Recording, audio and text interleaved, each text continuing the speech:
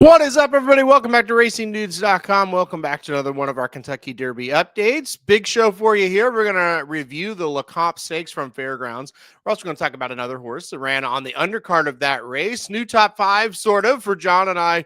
We'll get John comments as well. And then we'll kind of preview something, at least one race that I saw pop up on Sunday at Gulfstream. There are no United States Kentucky Derby prep races. We don't have anything to talk about there. There was one race on Sunday, like I said, at Gulfstream. I thought, that's maybe kind of interesting. I want to see that one. So we'll see how that pans out as well. Let's get to the Lecomte first, though, where it was Golden Tempo winning the race, Mesquite second, Carson Street finished third. Carson Street led for a lot of the stretch, but couldn't hold off the Cherie DeVoe duo of Golden Tempo and Mesquite.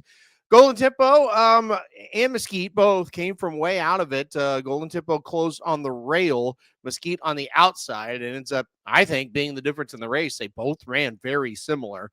Golden Tempo, I think, was finishing stronger. Like I said, could have just been because he saved a little ground. Could be because he's a little bit better of a horse. Time will tell us there. There were some mixed reviews, I thought, on this race. A couple people that I do really respect they were over the moon about it. Thought it was a great effort. 81 buyer speed figure for Golden Tempo. That's not anything that impressive. I don't necessarily care about the buyer for a horse just making its second start. And, it's January 17th when that horse ran. So not overly worried about it. You would like to see a little bit better of a number, no doubt about it. But again, not totally worrisome. I came away very it's okay. Not great, not horrible type of feeling, with this pause that I do think this horse has every right to get better with more racing and with longer distances. So not going to be in my top five. Golden Tempo on the radar is how I would describe it. I didn't think it was a bad race. I'm not trying to sit here and tell you this was a bad race. I do think you have to admit the horse has to get better, but absolutely should get better. And I think that's the big key to it. Okay, ran at 81. So let's just say the buyer can jump 6 or 7 points next race. Well, that'll probably put him right there with a chance. And you would think that's very possible. The buyer could jump up for this horse, just a second start. So a really good race from Golden Tempo. It's just a second start to win is very solid. So very solid effort for this horse. And we'll see what happens moving forward. I'm not overly excited, but I'm also not really pessimistic either because of the lightly raced nature of Golden Tempo. And obviously you look at the pedigree of Golden Tempo, this horse should be able to run freaking all day long. So we'll see. Let's talk about Chip Honcho, who finished fourth. I was very, very skeptical of the gun runner. If you listen to my preview of the race, and I just did not like anything out of it. Chip Honcho got fourth. He got tired again and got passed this time by horses that were just better than him. That those horses just weren't there in the gun runner. And it is totally, you go down the list. Quality Mischief, fifth. And then the other gun runner horse was Crown the Buckeye, who was well out of it. Bad day for Brad Cox. How about this? White Tiger and Thunderbuck, second to last and last. I was shocked. I picked White Tiger to win this race. I used the 5, the 6, the 7, and the 8. And the 5 and the 7 run 1-2. The 6 and the 8, last and second to last. I don't know that I've ever had that happen to me like that. Crazy. I thought Thunderbuck was in a really good spot and had no run whatsoever. White Tiger kind of felt like I never felt good about that horse. Let's put it that way. And he kind of ran like it. But I thought Thunderbuck was going to make a nice move, and he didn't do anything. So very disappointing for Brad Cox. Stopped the car, another horse that had a little bit of hype.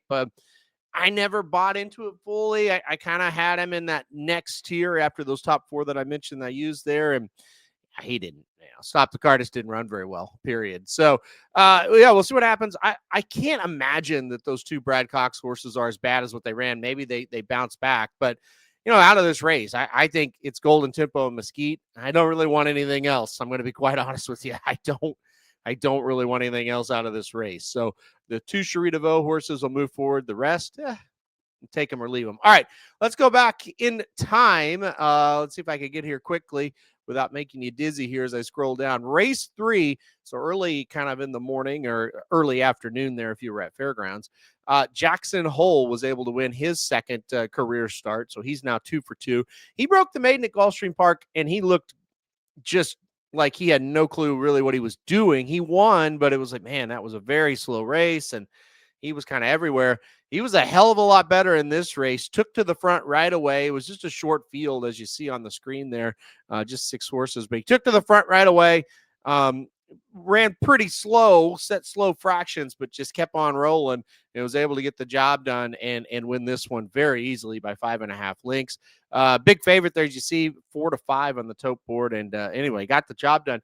He receives an 84 Beyer speed figure, and that's 3 points higher than what Golden Tempo got for winning his race there in the Lecomte. I'm not saying that he would have won the Lecomte because the pace situation could have been completely different dynamics. Who has any idea really at that point? But a very interesting horse moving forward, who I didn't think was very good on debut, and I thought was really good actually in this race. I say, for my expectation level for what the horse was, I thought he was really good. I didn't think he would run all that well here, and he did. I hate to compare final times unless it is on the same day at the same distance. That's the only time I really look at it. 144.71 for this race, going 1 mile and 16th.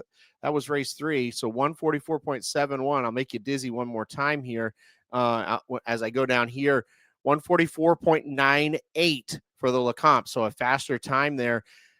Here's where we're going to kind of hit the pause button, because the race before, won by Accelerize, 143.43. So the older horses, you do kind of expect that they run faster than the younger ones. That most of the time is the case. That wasn't a great group of older horses, and they absolutely ran much second over a full, or much better over a full second faster than those 2 races. So I don't love much that came out of this as far as what we saw that day. Can we get improvement? That's going to be the big key, because let's face it, if a serious racehorse would probably, even though they're just 3, would probably run a faster race than Accelerize and Just the Touch, or at least run a very close time, right? That's where I'm at. And again, it's January 19th as I record this. I do not want to be overly negative about anybody because they're very young and they're still learning. These weren't over the moon type of efforts. That's what I'm getting at with this. But again, keep an eye on Golden Tempo. I think this horse absolutely will improve when they stretch out. All right, let's get to the top 5s now. I'll go through mine first, and we'll get John's, and then we'll get the comments. No changes here for either one of us, so I won't spend just a ton of time on it. Commandment number 5 for another week for me. And I guess just kind of, again, and buyers are what they are. Like, I don't take them completely serious, but it is a talking point. He received a 90 Beyer speed figure for his win in the Mucho Macho Man.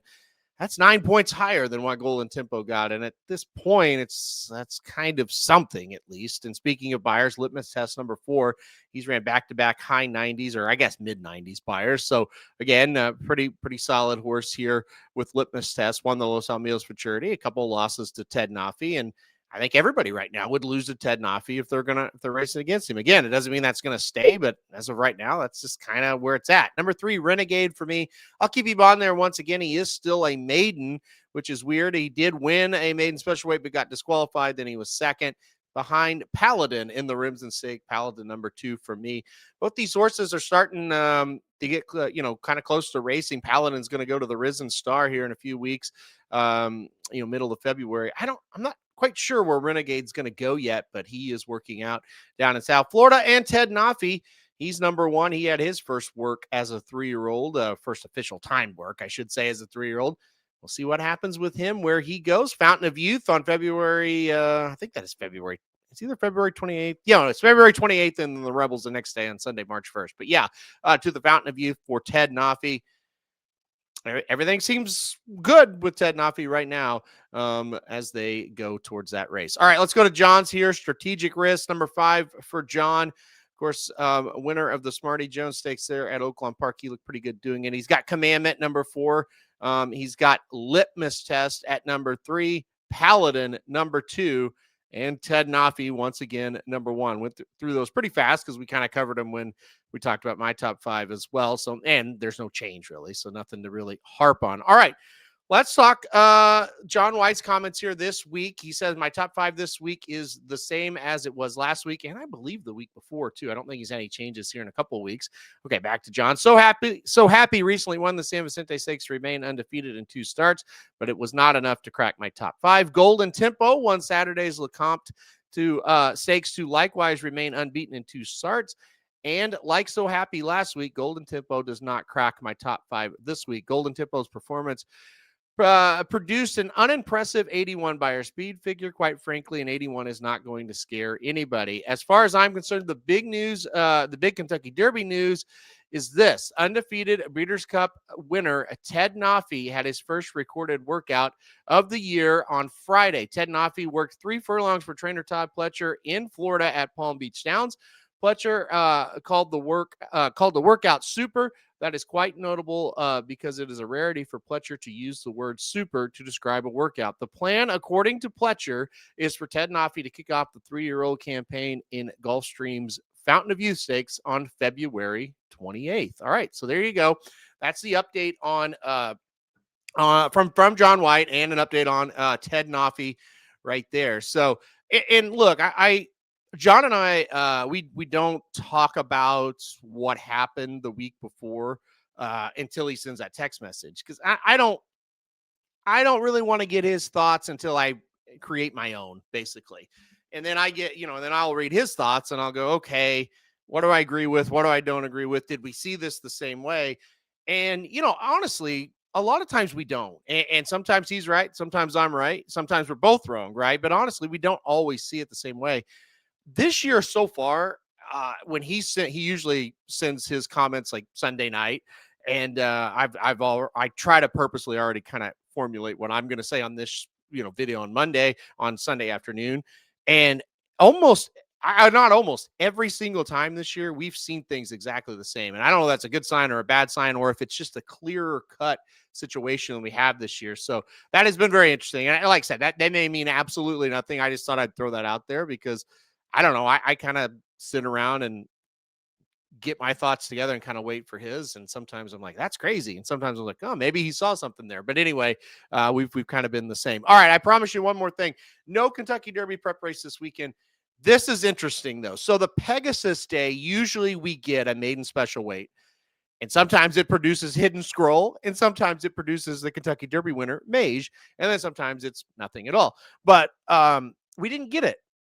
But we get it the day after. This is Sunday at Gulfstream Park, race 7. Very interesting. It is a maiden for 3-year-olds going 1 mile, a field of 9, and the full brother to Nest, who John White claimed in the fantasy league when he did not have a name. His name is Spartacus. He runs in this race, so he will debut in this race. You also have 2 Brad Cox horses that I think look pretty good.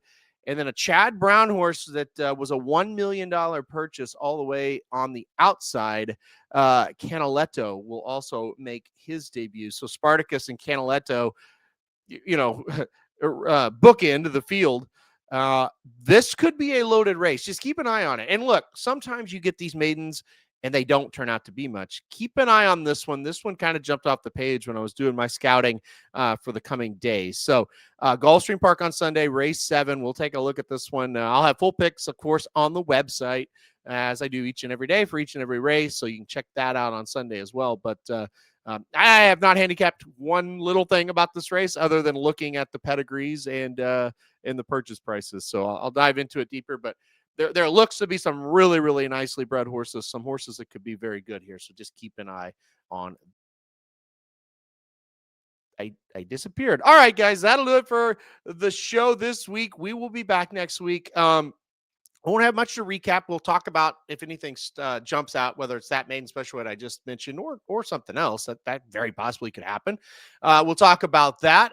We will preview some big time stakes preps coming up next week. That'll be on January 31st. So we'll talk about those as well. And we'll have new top fives if there is anything new from John White and myself. All right, guys. Thanks everybody for joining me this week. Hit the like button if you like the video and subscribe. You really like it. Want to get alerted anytime we do videos like this. And most importantly, come back next week for another Kentucky Derby update.